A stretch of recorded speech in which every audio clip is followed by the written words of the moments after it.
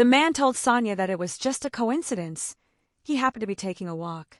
He asked if she could join him and keep him company for a while. Sonya replied that she wanted to express her intention to repay his kindness and asked if that would be all right with him. The man took her hand, and they began walking together. He confirmed with Sonya that she was 8 years old that year, then told her she was still very young and didn't need to be too clever at her age. Sonya realized that his words sounded familiar, just like something Yewa used to tell her. When the man noticed that Sonya didn't react, he quickly added that he had simply made a slip of the tongue. Sonya knew she should say that it was okay, but she just couldn't bring herself to do it. A thought crossed her mind. Do they really think people do these things because they want to? She wanted to live comfortably, like any other child. She got startled and scared too. No matter how fearful or powerless she felt, she didn't want to die. The man looked at her and continued, saying that he had been away from the capital for a long time because he was searching for something. He added that it had been so familiar to him that he had forgotten how important it was.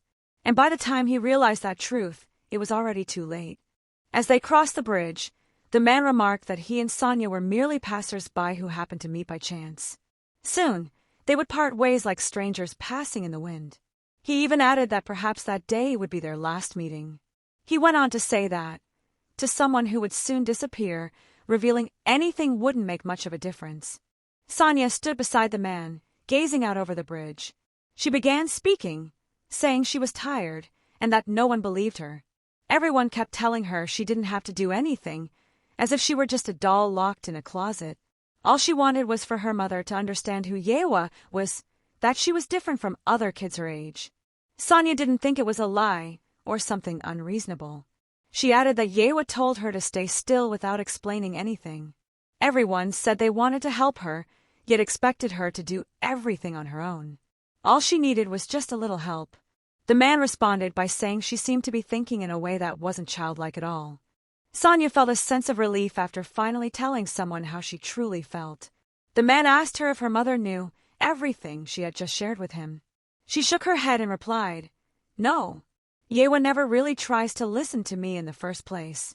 She added that, while she understood Yewa was only thinking about her, she still believed the person directly involved should have a say in it. Then, almost in a whisper, she added again, "I just don't understand why Yewa won't listen to me." The man smiled and told Sonya that her mom was a bad parent. Sonya quickly replied, "She's not a bad person." She then recalled all the sweet moments she had shared with Yewa, the warmth, the laughter, the times they felt like a real family. But the memory of Yewa never responding to her letters surfaced too, and her expression fell into a frown. The man gave a small chuckle as he watched her. Then, with a grin, he said, "Something big has happened." Sonya looked up at him, confused, but he simply pointed ahead. There, in the distance, Yewa was running toward them, calling out Sonya's name loudly, her voice filled with urgency. Sonya instantly knew she was in a lot of trouble. The man beside her just kept smiling. Yewa was visibly shocked when she saw who was with Sonya. The man smiled and bowed politely, greeting her. "It's been a while, Lady Yewa. I hope you've been well," he said warmly. The man was none other than Seonyu Arian. Still taken aback, Yewa asked, "What are you doing here? When did you return? Have you completed your treatment?" Seonyu Arian nodded. "Thanks to Her Majesty's grace, I've completed it safely." At the mention of the name Arian, Sonya turned to look at Seonyu, a question forming in her mind. Is he one of the concubines? Yewa smiled, her voice filled with warmth. "I missed you, Seonyu. I'm truly glad you're back." Then she added with a soft laugh, "Welcome back, Your Majesty." Sonya blinked in confusion. Wait, he's the Empress, not a concubine, she thought, still trying to make sense of it all. Sonya was still unsure if that was truly the Empress. Then she remembered, at the very beginning of the original story, he had left to undergo treatment and rarely made any appearances afterward. Meanwhile, Yewa continued speaking with Seonyu, asking why he was at the White Tree Pavilion instead of visiting the Flower Dragon Palace. Seonyu replied that while he was out for a walk, he heard a child's voice, which made him turn back to check. Yewa then turned to Sonya and asked why she was there. Sonya frowned but remained silent. Yewa told her to return to the Eastern Palace, adding that a palanquin was already prepared for her and that they would discuss everything in detail once they arrived. Sonia simply replied with a quiet yes, while Seonyu tried to lift her spirits. Inside the palace, Sonia and Yewa sat face to face. Yewa expressed her concern, saying she had heard that Sonia hadn't been eating, which is why she visited the Eastern Palace. That's when she discovered the letter from Jian. Yewa then asked if it was true that Sonia went to meet his father, Jian. Sonia admitted it was true. She explained that she had heard rumors about Jian selling something called healing medicine, and her curiosity got the better of her. She added that ignoring Jian's summons might create hostility between them. Frustrated and developing a headache, Yewa asked who had told her such things. She reminded Sonia that this wasn't something she should be involved in, which only made Sonia angry. Sonia admitted that it was her fault, but she also pointed out that it was Yewa who had imprisoned her in the first place. That statement left Yewa stunned. Sonia continued, saying that Yewa was the one who ordered her exile without even offering an explanation. Yewa responded firmly, saying she was only fulfilling her duty to protect Sonia and that such matters were for the adults to handle.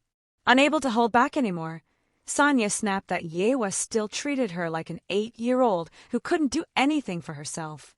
She reminded her that she wanted to understand what was happening inside the palace. Yewa gently replied that while she knew Sonia was intelligent, things were different when it came to her father, Jian. She insisted that Sonia needed to be protected. Yewa added that meeting her father must have come from a place of longing, and that it shouldn't have been for any other reason. Sonia didn't respond right away. She quietly reflected on how she kept insisting that she was different, that she was present and aware, yet Yewa continued to deny it. She understood why Yewa said those things. After all, on the outside, she was still just an 8-year-old girl. It made sense that people would struggle to see that she was different, special. Finally, she spoke. "You told me the Imperial Palace was safe," she said. "But then how can Jian's followers roam freely within the palace grounds and even use their abilities?" That revelation stunned Yewa. Sonia went on, suggesting that there might be a problem with the palace's protective barrier. She concluded, "There's no such thing as perfect protection. That's what I believe." Still, Yewa insisted that she didn't know what Sonia had seen, but that she didn't need to know anything either. That made Sonia snap. "All you ever tell me is that I don't need to know, and not to ask questions," she shouted. "How many times are you going to say that? When will you finally listen to me?" Her voice trembled with frustration. "You ignore my request to talk, and now you're asking why I'm not eating? Am I just a pet to you? Something locked in a cage that you only remember to feed?" She looked Yewa straight in the eyes. "If you truly saw me as a person, you'd at least care about what I think." Her voice softened, but the pain lingered. "I know you're only trying to protect me. I get it. I'm still a kid, I'm immature. But just because I'm immature doesn't mean I can't do anything on my own." Then, she asked quietly, "So tell me, when will you finally start trusting me?" At Sonia's question, Yewa's expression softened. She told Sonia that she never meant to ignore her, and she certainly never saw her as a pet. All she ever wanted was to protect her from the dangers of the world outside. But in that moment, Yewa realized the painful truth. She had been the one suppressing Sonia more than anyone else. She lowered her gaze and whispered, "I'm sorry, Sonia. I truly am. I didn't mean to hurt you. I just didn't know how else to keep you safe." Sonia then realized that maybe her words had been too harsh. The person who always smiled, even when she was being ignored, now looked genuinely hurt. Regret tugged at Sonia's heart as she recognized that she should have chosen her words more carefully. She knew Yewa had never raised a child before. Of course, she wouldn't fully understand. Maybe she, too, longed for the kind of love only a true parent could give and receive. No matter how much Yewa tried to act like a parent, no one is perfect from the start. Sonia wanted to tell her that this was her first time having a real family as well. And deep down, she knew Yewa truly wanted to listen, wanted to understand her, even if she didn't always know how. She had forgotten that Yewa was human too, capable of making mistakes, just like her. And maybe all Yewa ever wanted was for Sonia to trust her and stand by her unconditionally. Sonia stood up and slowly walked toward Yewa. "I'm sorry," she said softly. "I shouldn't have spoken to you like that. I should have been more careful with my words. I let my emotions take over. Yewa gently shook her head. No, Sonia. This isn't just about what you said. It's because I couldn't bring myself to trust you. I should have listened to you, really listened. She reached for Sonia's hand and pressed a kiss to her fingers, eyes filled with guilt. I'm sorry, too, for being a mother with so many shortcomings. Sonia smiled at her. It's okay, she said, wrapping her arms around Yewa in a hug. Besides, I'm smarter than most kids. Yewa let out a soft laugh through her tears. You're right about that, she whispered, holding her close. One side may have been lacking, while the other was overflowing, but that was okay. Their bond wasn't ordinary, but it was real. As mother and daughter, they balanced each other in a way that felt just right. They were still wrapped in a warm embrace when a loud rumble echoed between them. It was Sonia's stomach. A hearty laugh escaped Yewa as a variety of dishes were brought in, and the two sat down to enjoy the meal together. Once they were done, Yewa smiled and said, There's still some fruit left, then picked up a slice and gently fed it to Sonia. Even though she was already full, Sonia ate it happily. Yewa asked, Is it good? Sonia paused, cheeks flushed with embarrassment. After all the emotional outburst just moments ago, here she was, eating like nothing happened. Still, she couldn't really blame herself. She hadn't eaten all day, and her stomach clearly had a mind of its own. She looked at Yewa and found it strange that they had even fought at all. Yewa was still gazing at her with that same warm, adoring look, like nothing had changed. Sonia thought it was kind of fascinating and comforting. She was glad they were able to resolve things so quickly. She didn't fully understand it yet, but maybe this is what it means to be a mother and daughter. After they finished their meal, Yewa spoke again, her voice softer than before. I know it's late to say this, she began, but I do know you're different from other children. She looked at Sonia gently. Will you tell me how? Sonia fell silent, unsure of how to respond. Her mind raced with thoughts. Should she tell Yewa the truth? That the world they were living in was from a novel? That she wasn't truly Sonia, but a reader who had somehow transmigrated into the real Sonia's life? Would Yewa even believe her? Sonia looked down at her hands and said hesitantly, I don't really know how to explain it. Even if I tried, I'm not sure you'd understand. Yewa's expression faltered, a flicker of sadness in her eyes. Is it because I'm not someone you can trust? Sonia quickly shook her head, interrupting. No, it's not that at all. Please, don't think that. I need time. And you should calm down. Yewa gave a faint nod, trying to hide the hurt behind her smile, while Sonia sat quietly, wondering if the truth would ever be something she could say out loud. Sonia tried to find a way to explain everything clearly, something simple enough for Yewa to grasp. So she looked at her mother and asked, Would you believe me if I told you? I'm not human, but a book. Yewa blinked, her face a mix of confusion and concern. Still, without hesitation, she answered, Yes, I believe you. But Sonia didn't miss it, the slight flicker in Yewa's eyes.